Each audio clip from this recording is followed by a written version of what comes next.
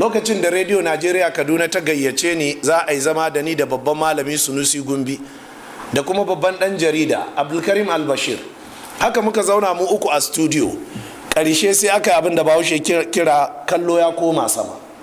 Da Abdulkarim Albashir din da Sunusi Gumbi sai suka koma kawai kallo na suke haka kawai a studio din, sun yi haka ne kawai. Da abin da aka ce Sunusi Gumbi ya ce sai ya ce me za mu ce, kana jin ga abin da malamai suka yi ta faɗi, ga yadda suka yi, ba mu san abin.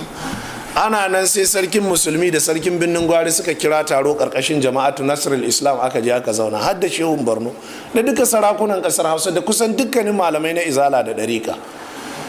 Na shigo kenan mun gama gaisa da Sheikh Sharif Sale, sai malam Sunusi Gumbi ya mini ishara don Allah in zo haka, na zo sai na zauna kusa da shi, ya ce malam Lawan, na ce ana gafata malai, ya ce wallahi duk wanda ke wurin nan duka ba wanda ya san wannan matsala, karka damu, duk rawanin ba su san komai game da matsalar, don Allah ka miƙe ka yi bayani. Ya ce kaga hashihun Barna ba abin da ya sani game da matsalar, wallahi ka yi bayani, ba su sani ba. To abin da za ka ce malaman ku ba su sani ba, yaushe za su faɗakar da ku? Don haka da matsalar ta zo galibi sai ɗaliban izala, almajirai, malaman islamiyoyi, samuru, ina ne duk sai suka je sai suka shiga cikin da'awar.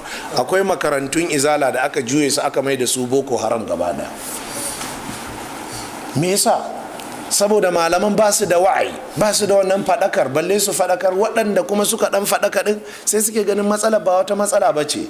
A haƙiƙanin al'amari